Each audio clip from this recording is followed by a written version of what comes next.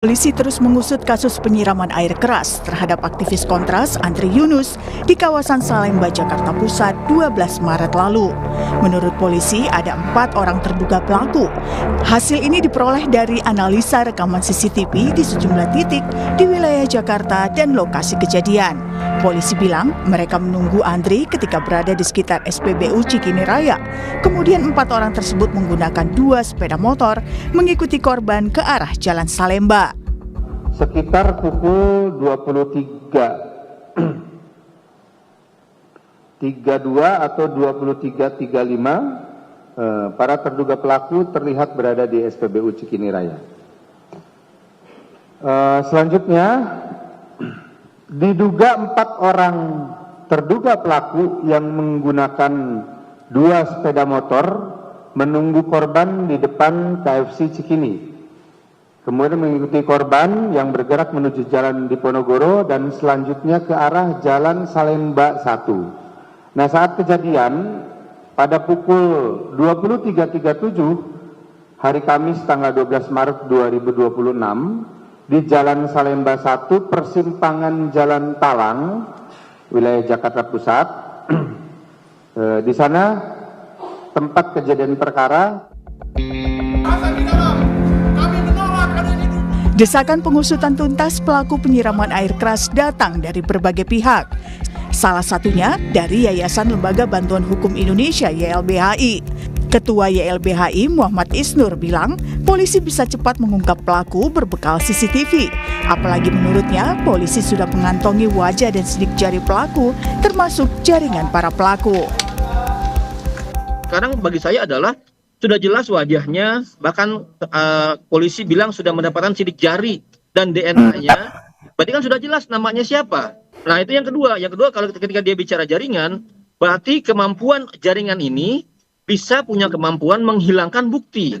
Kecepatan gerak dari kepolisian ini diperlukan. Sementara itu, Kapolri Jenderal Listio Sigit mengaku mendapat perintah langsung dari Presiden Prabowo untuk menuntaskan kasus penyiraman air keras aktivis Kontras Andri Yunus. Presiden minta kasus diselesaikan secara profesional dan transparan. Saya telah mendapatkan perintah langsung dari Bapak Presiden untuk melaksanakan pengusutan tuntas secara profesional, transparan. Kami juga akan membuat posko pengaduan sehingga masyarakat yang mungkin mengetahui dan kemudian ingin menginformasikan maka bisa memberikan laporan langsung ke posko pengaduan.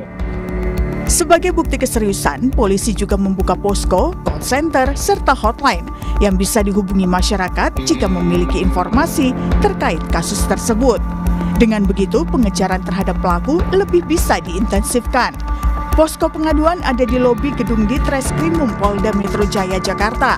Atau Anda bisa menghubungi nomor call center 110 atau nomor hotline di 0812 8559 9191. Tim Liputan Kompas TV. Kita bahas soal pengejaran pelaku penyiraman air keras terhadap aktivis Kontras Andri Yunus bersama dengan sejumlah narasumber melalui sambungan daring. Ada Direktur LBH Jakarta sekaligus Tim Advokasi untuk Demokrasi, Bung Fadil Al-Fatan. Kemudian juga ada anggota Komisi 3 DPR RI dari fraksi PDI Perjuangan, Bung Safarudin. Selamat pagi Bapak-Bapak, Assalamualaikum. Selamat pagi. Assalamualaikum warahmatullahi wabarakatuh. Waalaikumsalam warahmatullahi wabarakatuh. Ya, kini saya ke LBH dulu. Bung, kalau kita lihat Presiden minta kasus ini agar diusut tuntas, apakah Anda sudah melihat adanya keseriusan dari polisi untuk kemudian menindaklanjuti seperti apa dari penyerangan ini? Ya, tentunya kami menghargai seluruh upaya gitu ya dalam atau yang berorientasi untuk mengungkap kasus ini sampai dengan akar-akarnya gitu ya, sampai dengan pelaku pada level aktor intelektual. Tapi memang ada banyak hal yang menurut kami penting untuk terus didorong. Karena hingga saat ini apalagi di konferensi pers Polda Metro Jaya kemarin sudah disampaikan polisi sudah mengantongi atau mengidentifikasi pelaku, tapi sampai dengan saat ini belum ditentukan siapa tersangkanya dan belum dilakukan upaya paksa. Padahal kami juga melihat di sini dan diakui juga oleh pihak penyidik bahwa pelaku itu terlatih, pelaku terbiasa dalam disiplin organisasi dan disiplin tugas. Menurut kami kemungkinan-kemungkinan yang merupakan faktor non yuridis yang mengganggu proses penyidikan atau bahkan merintangi proses penyidikan itu sangat rentan terjadi, sehingga langkah cepat, respon cepat untuk kemudian mengungkap pelaku baik di level lapangan maupun aktor intelektual menjadi suatu hal yang urgent untuk dilakukan. Oke, kalau Bung Safarudin, Anda melihat benar, Anda sependapat ada faktor non yuridis kemudian yang merintangi kasus ini? Jadi begini, saya melihat kemarin press release dari Polda Metro Jaya. Saya kira ini perkembangannya cukup signifikan kemarin itu yang disampaikan oleh Dirkrim dari Polda Metro. Itu kan pembuktian secara ilmiah, ya, melalui CCTV, dan itu sangat-sangat akurat, komprehensif, teliti dan teliti dan akurat itu nanti. Detail sekali, mulai dari berangkat dari TKP, mundur dan itu luar biasa kemarin saya lihat perkembangan penyelidikan dan penyidikan yang. Nah, mungkin yang ditunggu itu kan hasil lapor tentang DNA dan sidik jari yang harus segera didapatkan, sehingga antara alat bukti dengan alat bukti yang lain saling mendukung. Saya kira dari Komisi 3 kemarin juga sudah memberikan press release, ada 6 poin, antara lain Komisi 3 sangat mendukung Polri jangan ragu-ragu di dalam melakukan langkah-langkah penyidikan. Dari LBH juga mungkin nanti bisa kita berdialog bagaimana kita mendorong Polri supaya betul-betul secara cepat mengungkap ini, transparan, profesional, dan akuntabel. Betul-betul harus diungkap siapa sih pelakunya itu, kemudian siapa yang membantu dan siapa aktor intelektual. Saya kira kita bersinergi dari DPR, Komisi 3, dari Direktur YLBH itu, kita akan sama-sama mendorong Polri.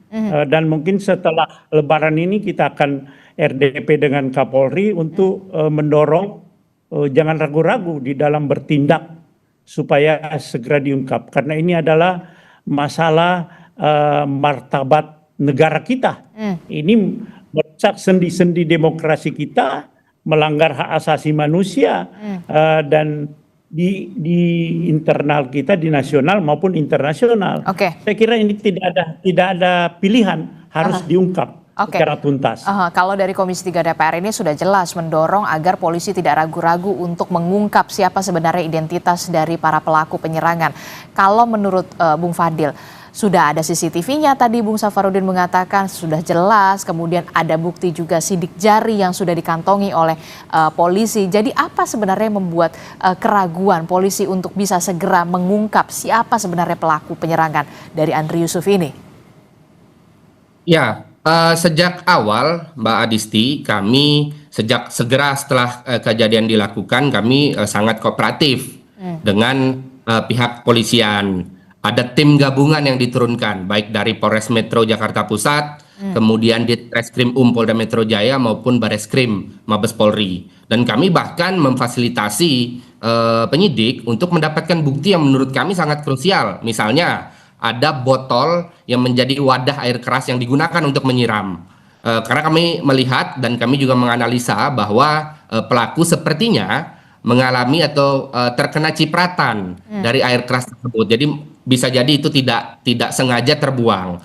Tapi bukti ini menurut kami sangat signifikan. Kami sangat memahami bahwa ada proses yang harus ditempuh, misalnya analisa forensik secara digital dan lain sebagainya gitu ya. Analisa-analisa yang dikatakan Kapolri sebagai scientific crime investigation.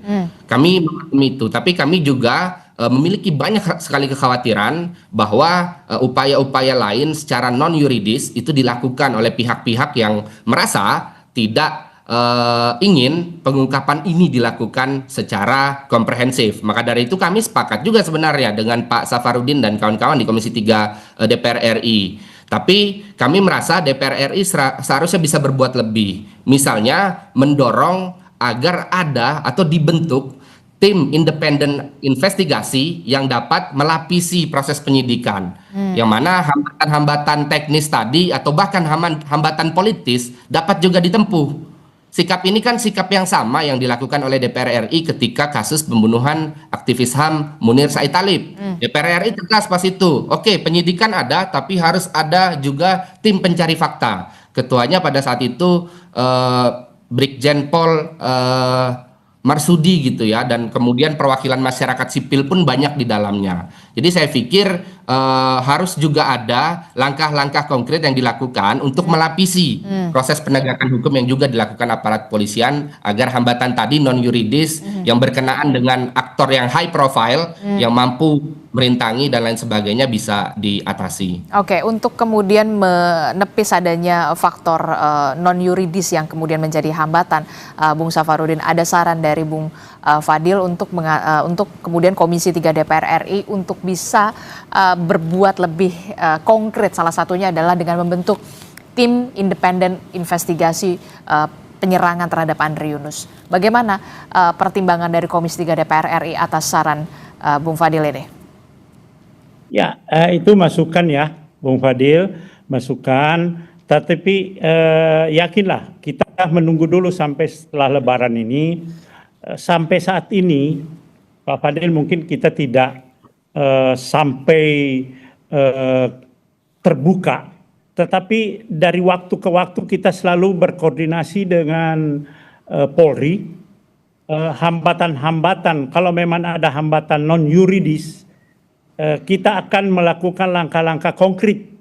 Ya, cuma ini kan kita tidak perlu publikasikan dulu, tetap keberanian umpamanya ya, yang saya katakan jangan ragu-ragu Polri bertindak, itu kita sudah lakukan, karena kan semua fraksi kemarin mendukung itu. Cuma memang ini belum kita tidak terlalu terbuka, tetapi dari waktu ke waktu kita selalu berkomunikasi dengan Polri, Mabes Polri. Kalau memang ada hambatan-hambatan non yuridis, kita akan backup sepenuhnya. Kita di DPR RI kan di Komisi 3 dari berbagai macam latar belakang, fraksi-fraksi, dan ketuanya juga dari Gerindra gitu ya. Pak Habibur Rahman itu Gerindra, beliau sendiri yang menginisiasi untuk melakukan langkah-langkah itu. Ya, saya kira Pak Fadil, kita lihatlah setelah Lebaran, itu merupakan masukan bagi kita, tetapi yakinlah tidak ada pilihan lain.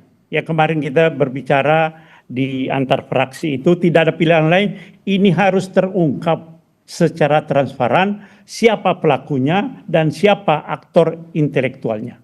Oke, itu juga berarti pembentukan tim independen untuk memburu aktor intelektual dari penyerangan Andri Yunus ini juga menjadi bahan pertimbangan dari Komisi 3 DPR RI untuk bisa juga bersinergi dengan polisi melakukan penyelidikan. Bung Safarudin. Ya, itu kan masukan ya. Tapi kan kita masih memberikan ruang dulu kepada polisi, karena saya lihat luar biasa kemajuannya kemarin itu dengan rekam digital, jejak digital, kemudian CCTV. Betul-betul kalau saya lihat, saya juga mantan penyidik, ini tersangka ini tidak ada celah lagi. Kalau sudah selesai nanti mungkin DNA itu dari Mabes Polri, tidak ada celah untuk saling mendukung ini alat bukti ini. Sehingga masih menunggulah, agak sabar kita tunggu 1-2 hari ini, kemungkinan besar sudah ada hasil bahwa memang ada mungkin non teknis ya kita akan membackup sepenuhnya Polri, jangan ragu-ragu di dalam mengungkap kasus ini. Oke, kalau kita lihat sejumlah kasus sebelumnya, kalau kita lihat bagaimana ada kasus penyerangan air keras juga kepada Novel Baswedan, kemudian juga teror kepala babi kala itu, tapi kemudian kita juga melihat penyelidikan ini seakan hanya panas di awalnya saja begitu. Apa yang bisa dilakukan untuk memastikan, untuk menepis anggapan seperti ini, Bung Safarudin? Sampai diusut secara tuntas siapa sebenarnya pelaku, termasuk juga aktor intelektualnya. Ya, jadi saya kira media boleh mengawal ini, dari LBH juga mengawal ini semuanya, dan kita kemarin ini kan kita ini lagi lagi pada libur ini sebetulnya kemarin, tapi kita semuanya fraksi datang semuanya. Yang diwakili oleh para kapoksi untuk melakukan dorongan membackup sepenuhnya Polri di dalam pengungkapan ini. Jadi saya kira kalau bilang panas-panas awal, oke lah, kita tidak itu, tapi saya kira kita bersama-sama silakan media juga, LBH juga, semua lapisan masyarakat, kita sama-sama mengawal. Sekarang ini kita tidak bisa lagi mengatakan, oh begini-begini DPR mendorong sepenuhnya, tapi kenyataannya tidak. Silakan bersuara nanti, silakan bersuara, dan saya ada di situ, insya Allah kita akan memenuhi janji-janji itu untuk mengungkap.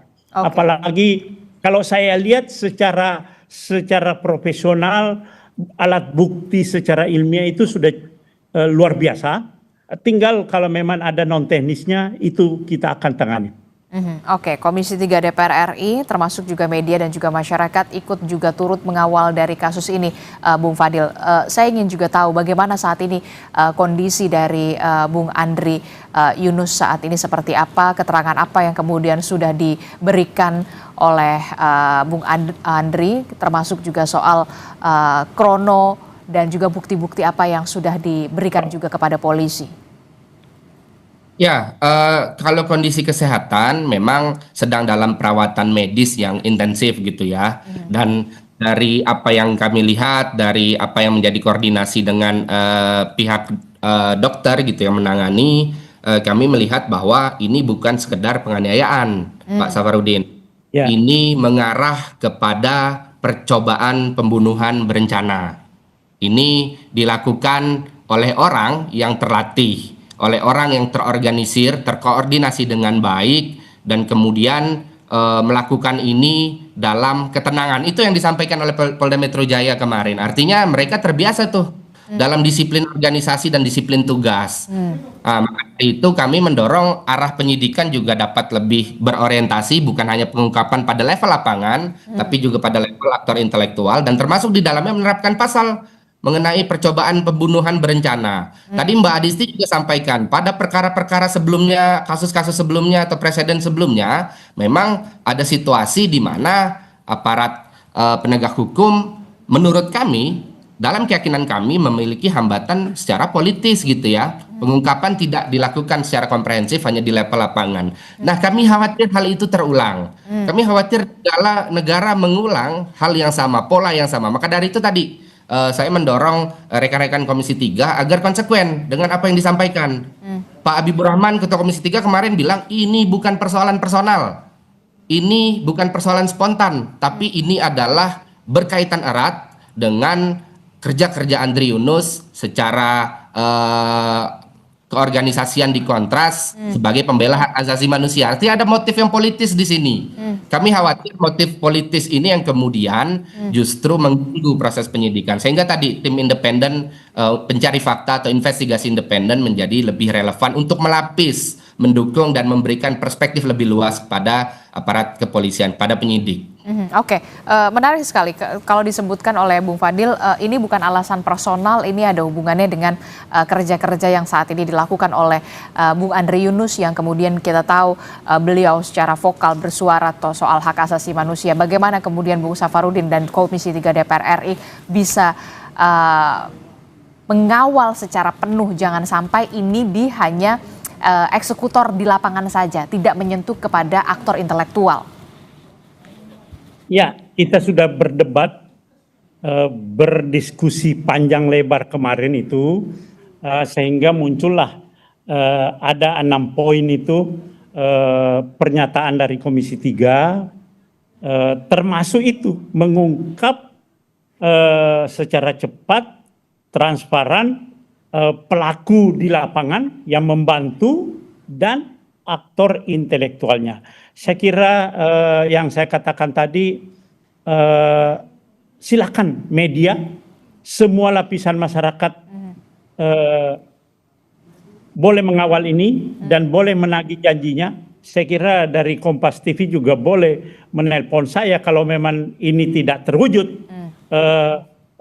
Kita lihat semuanya nanti, ya kan, namanya juga ada perkiraan-perkiraan kita, mungkin ada kejadian waktu yang lalu, tapi saya kira kejadian ini harus betul-betul kita ungkap. Karena ini juga masalah pertarungannya, masalah demokrasi, sendi-sendi demokrasi, asasi manusia, baik nasional maupun internasional. Oke. Saya ingin juga tahu, kalau kita lihat kan polisi juga membuka hotline begitu ya, layanan aduan yang kemudian sudah diupayakan oleh polisi untuk bisa membuka seluas-luasnya informasi dari masyarakat untuk bisa diterima oleh polisi. Bagaimana kemudian respon dari LBH sendiri, Bung Fadil? Ya, saya pikir sebagai metode sah-sah saja. Upaya untuk mengakselerasi proses penyidikan. Tapi kami berharap ini bukan sekedar gimmick saja gitu ya. Ini betul-betul diseriusi dan kemudian dalam orientasi tadi mencari bukti, mencari fakta guna membuat terang apa yang sebenarnya terjadi. Menurut kami sah-sah saja. Tapi dalam pengalaman kami misalnya sebelumnya ketika melakukan pendampingan terhadap kasus penyiraman air keras terhadap Novel Baswedan. Kami juga mencoba pada saat itu, posko itu dibuka juga pada saat itu. Kami mencoba, tapi ternyata kendala teknisnya ada. Misalnya nomornya tidak bisa dihubungi, customer service-nya tidak melakukan langkah-langkah yang responsif dan lain sebagainya. Tapi kami husnuzon lah dengan apa yang sekarang apalagi di bulan Ramadan ya, apa yang diupayakan tentunya kami anggap sah-sah saja, tapi intinya kami berharap ini serius, ini merupakan langkah yang konkret untuk kemudian tadi mengumpulkan bukti, mencari fakta untuk mengungkap ini secara komprehensif. Oke, terakhir Bu Fadil, apakah ada kemudian durasi waktu yang Anda dan juga teman-teman dari tim advokasi untuk demokrasi berikan ke polisi jika kemudian tidak memenuhi tenggat waktu, apa yang akan dilakukan langkah selanjutnya? Terakhir. Ya tentu di satu sisi kami memahami kerja-kerja atau proses penyidikan yang tentunya penuh dinamika, penuh tantangan. Tapi kami melihat situasi, tadi juga Pak Safarudin sampaikan dan beberapa kalangan juga sampaikan, secara kondisi lapangan, di TKP dan apa yang dilakukan oleh pelaku lapangan, ini nampaknya relatif mudah untuk dibuktikan. Polisi sudah menyisir 86 CCTV. Bukti-bukti sudah dilakukan penelaahan lebih lanjut gitu ya. Menurut kami ini sangat mudah dilakukan. Tapi kami khawatir ini menjadi lama seperti tadi ketika ternyata ini menyangkut pihak-pihak yang secara power atau secara kekuasaan high profile. Sehingga pengungkapannya hanya terbatas pada pelaku yang menjadi eksekutor atau yang turut serta di lapangan. Kami khawatir itu yang kemudian membuat lama. Kami khawatir ada upaya-upaya itu tadi. Maka untuk mengakselerasi, melapisi, membackup proses pengungkapan fakta yang dilakukan oleh penyidik, kami berharap tim independen itu yang kemudian dapat mengungkap ini secara lebih luas. Konteks sosial politik dan kemudian motif yang sifatnya politis itu kan tentu akan lebih mudah ketika melibatkan para praktisi ahli independen dari berbagai lintas disiplin ilmu dan pengalaman untuk kemudian mengungkap itu secara lebih komprehensif sehingga penyidik aparat penegak hukum dapat lebih mudah melakukan kerja-kerjanya tanpa hambatan tadi teknis maupun politis. Dan kami berharap DPR RI juga melakukan monitoring pengawasan secara berkala, termasuk tadi mendorong adanya tim independen pencari fakta untuk kemudian mendukung kerja-kerja kepolisian.